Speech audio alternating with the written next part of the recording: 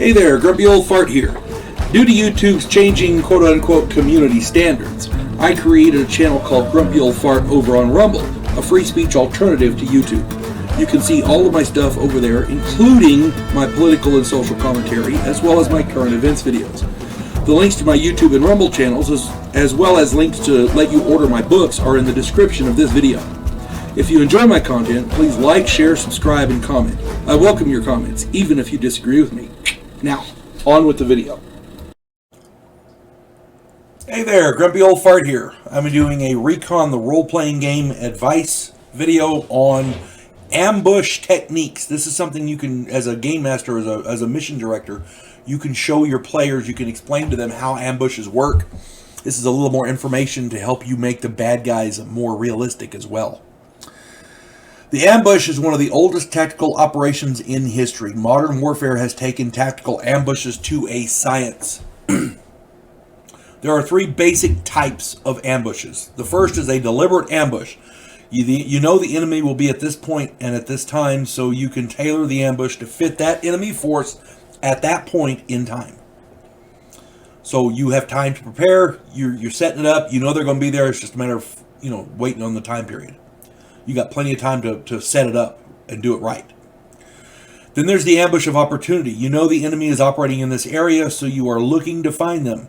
Once you do, you can set up a proper ambush. Not quite as much prep time as a deliberate ambush, but almost as good. And then you have the hasty ambush.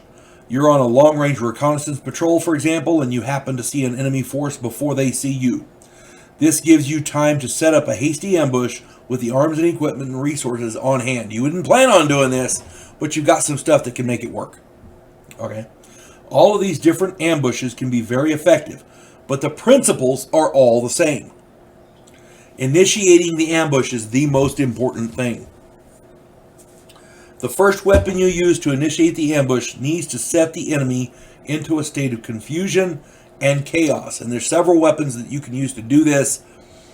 Rocket launchers, grenade launchers aren't very good for that. And then I'll explain that here in a minute. But rocket launchers, different kinds of explosives, that kind of thing. The best initiator, in my opinion, is the Claymore mine.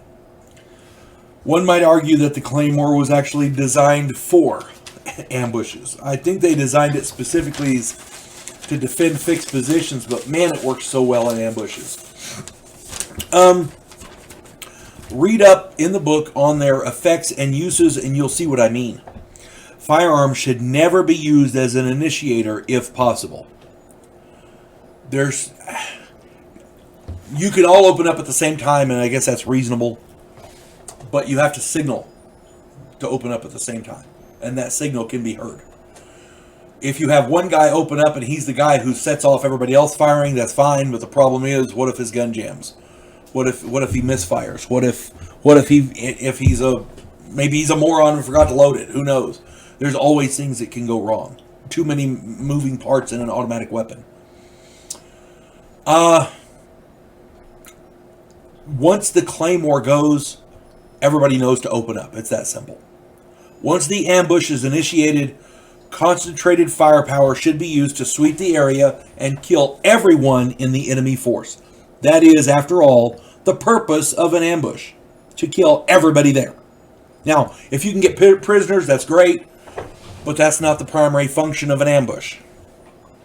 It could be, and it's great, but the primary function is to kill everybody over there, to deprive them of resources, meaning weapons and equipment, to deprive them of fighting men, meaning to kill them. That's the purpose of an ambush. Placement of the Claymore mine and machine guns and riflemen are critical considerations. Here we get into the grenade launchers. Grenade launchers are very useful in ambushes, but should never be used as an initiator. If you've ever seen a grenade launcher being used, if you've ever fired one, here they give an audible thump or a bloop, hence the term thumper or blooper. They make that sound a second or so before the grenade impacts, so the enemy may have time to react. If they're walking along and they're alert and they hear bloop, oh crap, dive for cover, and they could escape in the initial explosion. Claymores don't do that. You activate a Claymore, it goes. Okay? And it's got a wide, directed blast pattern that can affect everybody in the area. And it's absolutely devastating. Claymores, in my opinion, are the best initiators of ambushes. There is a YouTube channel called Brent0331. Capital BRENT 0331. This guy is a military tactician. He does good videos. Go check out some of his stuff for more ideas. His information on military tactics is great. He has a video on ambushing that is absolutely fantastic. You really need to check that out. I myself prefer the L-shaped ambush. In my mind, they are the most effective while limiting the chances of friendly fire casualties. The last thing you want to do is open up with your ambush and hit your own guys. Okay? In an L-shaped, I'm going to explain an L-shaped ambush. In an L-shaped ambush, you have a rifleman and a machine gun. Grenadiers are also very effective in this situation. But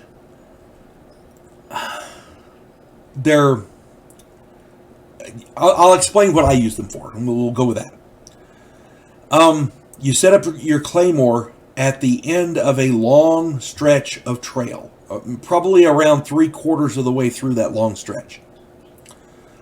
And it's got to be fairly straight. Doesn't have to be perfect, but fairly straight. You set up your Claymore there. You set up your machine gun, and you set up the Claymore so that the blast pattern goes back down the trail. Behind the Claymore, across the trail, you set up your machine gunner, your man with the automatic weapon, the belt-fed preferably, but, you know, in this, it's probably going to be an M60, and a rifleman, a guy with an M16. These have to be well outside the Claymore's blast radius. The back blast of the Claymore is pretty effective as well, so stay out of that range. This rifleman should be the trigger man for the Claymore. That's important.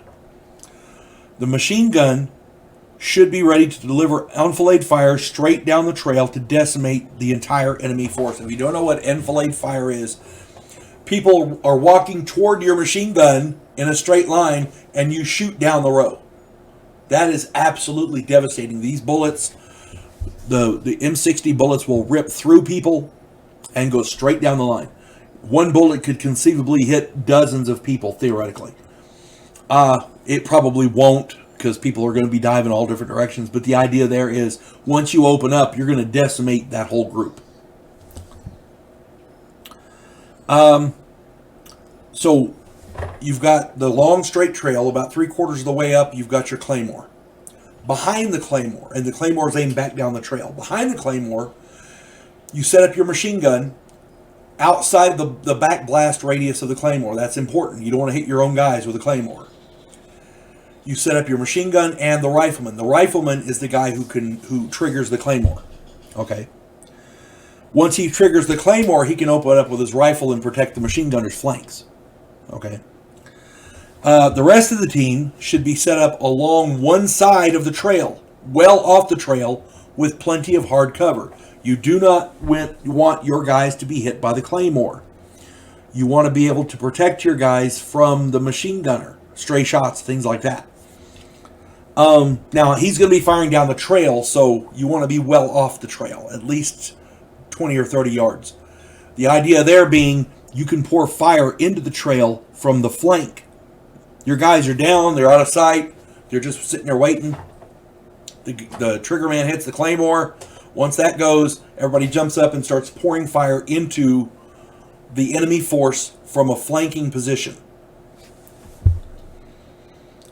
Now, once that happens, your grenade launcher, your grenadier, is going to be very useful, because think about it from the enemy standpoint. You just got hit with a blast, and now somebody up ahead of you is pouring machine gun fire into your positions. You want to get off the trail, you want to get cover. You can't go to the side where the machine gunners are, or where the rest of the team is, because they're shooting at you from over there. You got to get cover from them too. So the only way to go is the other way. So your guys, the enemy force is going to move off the trail to the opposite side of where your team is, so that they can get cover or escape. While they're moving that direction, your grenadier uses his grenade launcher to drop grenades onto their positions over there. You see what I'm saying? So you've got the trail. On one side, you've got your team. Ahead of them, you've got your machine gunner. The only open area for them to escape through is it will be a target-rich environment for your grenadier, because he can drop grenades over there all day long. You know, team members can throw grenades over there, and it's not going to be that big a deal. The idea being, you want to kill as many of the enemy as possible. A complete wipeout is what you're looking for here. Okay, if you go up to mop up the situation later, to police up the area, to look for intelligence and this and that, and one of the guys is still alive, great, you got a prisoner. But the idea is you want to eliminate as many of them as possible. That's the point of an ambush. Okay? The enemy force will be hit initially by the claymore. This will immediately be followed up by machine gun and rifle fire, enfilade fire straight down the trail. These bullets will probably hit more than one enemy combatant each. At the same time, the machine gun opens up. The rest of the team pours flanking fire into their position. This is a classic crossfire and provides little cover and little chance of escape. The grenadier, again, should target the opposite side of the trail, where the enemy will most likely try to escape or take cover. To me, this is the best kind of ambush, because you've got all your bases covered. Your men have free fields of fire. There's very little chance of friendly casualties from friendly fire. It's a turkey shoot. It's what it is. It's a turkey shoot.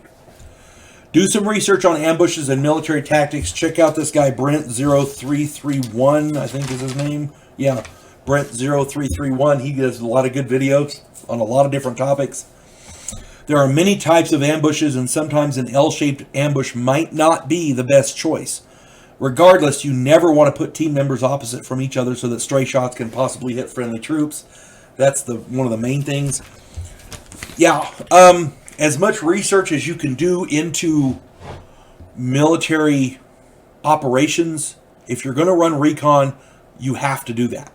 You have to. This guy, Brent0331, he's got a lot of good videos that you can watch.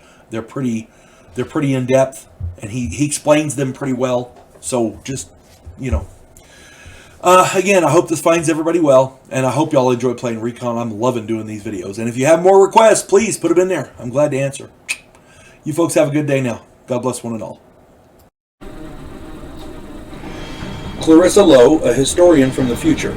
Delmore Kane, a Civil War veteran turned outlaw. This oddball pairing faces a conspiracy of epic proportions spanning the centuries.